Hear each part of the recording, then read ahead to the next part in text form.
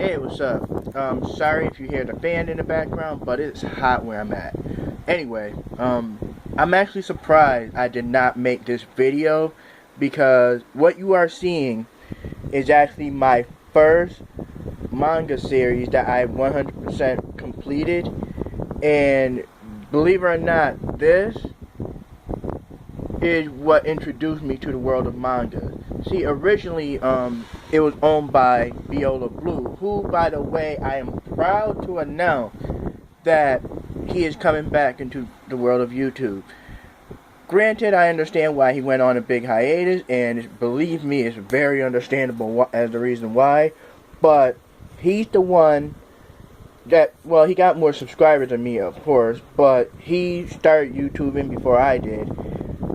Anyway, besides the point, but from my understanding, he's currently editing a video, and he will be uploading it pretty soon. I don't know when, but I highly recommend. Matter of fact, I'm going to put the link down in the description, and I'll even pin it in the comment section for you guys to check out Viola Blue, aka TreasureFan02. So, yeah, but anyway, beforehand, I was always big into anime.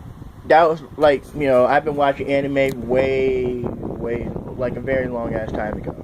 So, of course, you know, I knew about the existence of mangas. I just never owned any for the simple fact that I was like, you know, I had that mentality where, why would I want to read some mangas when it's a lot easier and quicker to just watch the anime? Because, you know, everybody knows the anime is more of the breakdown synopsis of the mangas. However, at the time, I never heard of Chobits, and I didn't even know it existed. And I'm talking many years ago, because like I said, this is what introduced me to mangas, and I've had these for, I have no idea. These are pretty much the oldest mangas I've owned, because this was my first manga, and I'm talking dirt years ago. But I want to say maybe around 2002, 2003 I had these. I mean, I had them dirt ass long, that's all you need to know. But anyway, he didn't have this completed. I actually completed it myself. If memory serves me correct, this is 1, 2, 3, 4, 5, 6. I think he only gave me 6, and I actually completed by getting to 7 and 8. Or it might have been 5. I don't remember exactly. But, yes. This is actually 8 issues, and obviously they're mangas. As you can see, they're all thick. Made by Tokyo Pop, or produced by Tokyo Pop, made by Clamp, which we all know how Clamp is now, but back then it was like a new thing where it's like an all-women type of artist. And here's the back of the first one. And we're gonna go to the back of the second one.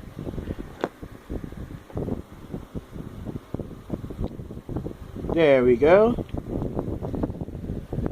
Then we're gonna get to the third.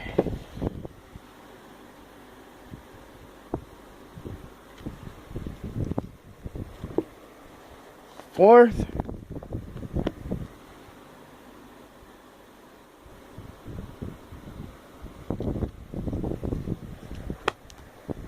Fifth.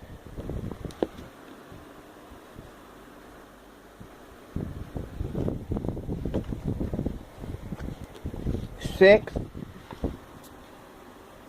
Whoa, this is, there we go.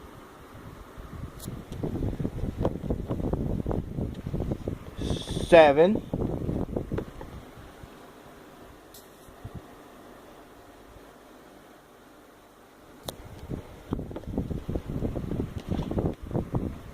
Eighth. And it's actually the final one. Like I said, this went all the way up to 8. Now, for those of you that paused and read, you know, congratulations. But anyway, pretty much, this is how it is. This is happening in the age where you have actual humanoid computers that live with people. Now, obviously, when it comes to us human beings, we can become very attached to something. It could be like an emotional attachment, financial attachment. You know, we all have our reasons for having certain things. Like, for crying out loud, I got Transformers, and my reason for having Transformers is that, you know, it's something I've always been into since I was a kid. And I have memories and stuff that's attached to my childhood, which obviously in physical form, Transformers. But that's just an example. And, you know, also hence makes me a collector, which is why I also have anime, you know, movies, you know, blah, blah, blah. But you guys get the point.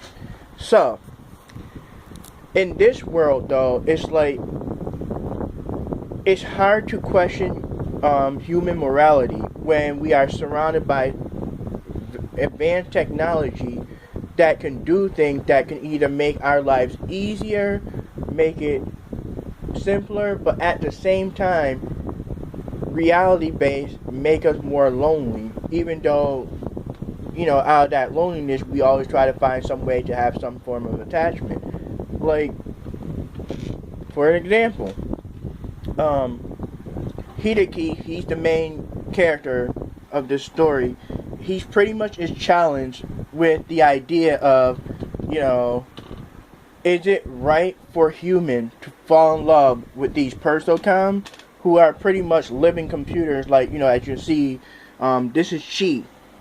He finds Chi wrapped up in the trash, and at the time, Persocom are crazy expensive. Like, it's more than an arm and a leg. But when you do have them, it's like they can be women, and there is some Chobits that are, Persocom that are male. So, it's like, and you do see them, they walk with the human owners. Like, you know, they could be like friends, they can be used as actual computers or as companions. And in this world, it's like people can actually marry a Persocom, which is weird because the Persocom are, like I said, humanoid computers, meaning that, is it right for them to have like human rights, or is it okay for them to be loved? Is it okay for them to have attachment?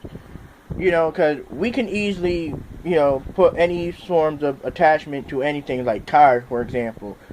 People name their cars and treat their cars like, you know, it's a living being, when it's just an amalgamation of, you know, technical parts like gears and, you know, belt drives and transmission, all that stuff that makes it function with the use of an engine and as well as gas.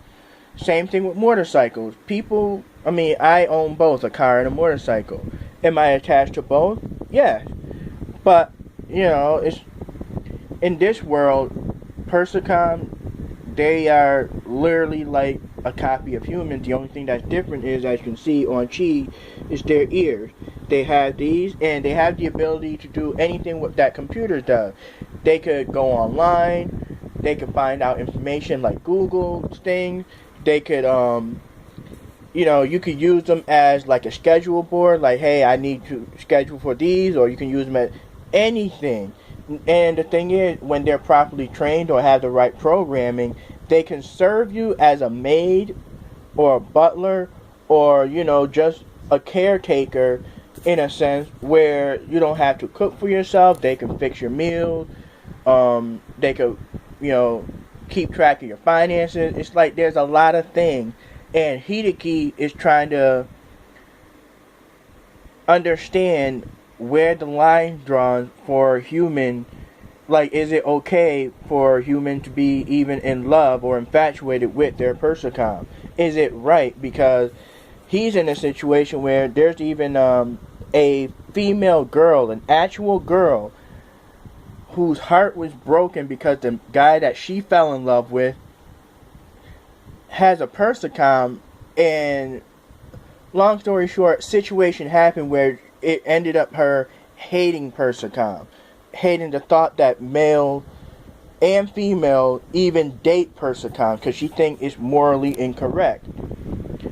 Hideki, ever since, he had Chi, now Chi, believe it or not, is inept as a Persicom. She cannot go online.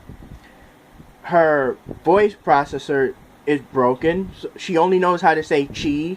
She can display emotions, which is different from other Persicom, because more likely they're very static or, whatever, but it depends on what programming you gave them, and they will only function by that said program.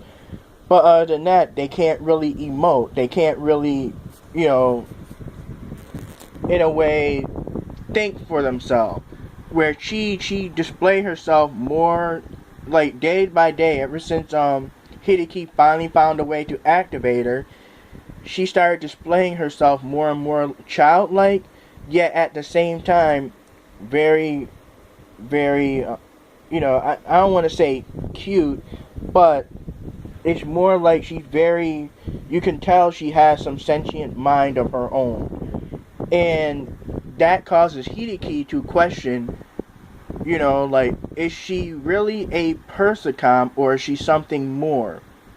And what's cool about Chi, though, is that Chi, whenever she, I don't want to give too much away, but let's disguise it as a limit break. Whenever she hit her limit break, she has an effect on all Persicom in a large radius where they either shut down or something else happened. And as inept and everything that she is, because when Hideki, activated her, like I say, he found her in the trash, wrapped up in garbage bags, he was like, oh, sweet, I got one for free. And yeah, it sounds kind of perverted, like a porn type deal, but, and even he even admitted, like, whoa, this is kind of crazy. I mean, let me see if I can find that. But it's like, for him, here we go.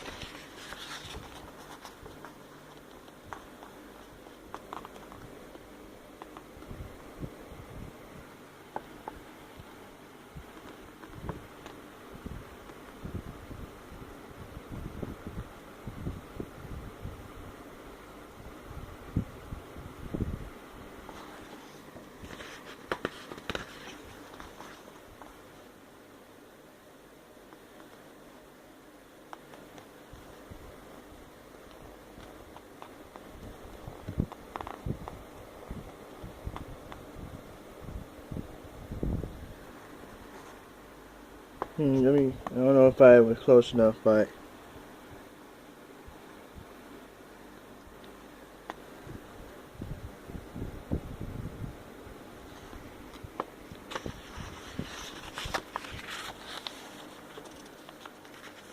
and I'm not gonna get too much from there. It's like, I know some of y'all was like, oh, it was getting good, but it's kind of like that scenario. And Hideki is an average guy. He's not like, fully aware of the use of how Persicoms work. He just looked at Persicom like anybody would look at their computer.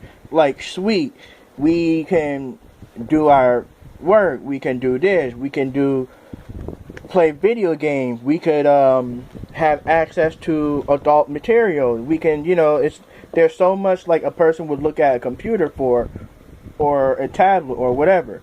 But like I said, it's more, Persicom were made to be more advanced. Now obviously it's not just Hideki's story. As you can see from the back, there are other characters that have, parts that, come into the story, and they each role, at first you will think, oh, it's kind of like nonchalant or like a side character. They each have a very deep story which has an effect on this whole world of Chobits. So, like I said, I mean, for she, as innocent as she is very advanced for how she is made. And once you find out her reason of existence, that's when you're like, wow, she's literally like more than just what she was made to be. And all I can say is, I highly recommend reading this. I mean, like, I'm not just saying that because, you know, it's whatever. I mean, if you're a fan of sci-fi and you're or into sociology, where, you know, like how human is attached to inanimate object, or, you know, how we can literally you know, become really attached, and how it affects our everyday life, that attachment, I highly recommend reading this because, and it's only 8 volumes, which is good. I mean, like I said, when Viola Blue, aka TreasureFan02, had this, he only had up to, I believe, 5 or 6, and I completed it, and I finished reading it. And the thing is, the characters are really good. The dialogue, as you saw, is very, very interesting. It keeps your attention to the point where, as you can see, you know, you want to read more till the end. And you do become sort of attached with the world that Chobits provide. So, all in all, and again, I'm surprised I never made a video on this, but I highly recommend you guys checking out Chobits. It's really good. It's only 8 volumes. I don't know how much it's going to cost, because like I said, I got it like a hand down, except for the final issues. I had to pay, like, if memory served me correct, might have been like 10 or 12 bucks. I don't remember. Don't hold me against that, but the price will different, depends on, you know, who your provider is, or if you know somebody that has them. Highly recommend you guys check out Chobits. It's really good, and yeah, that's all I got to say. Alright then, later.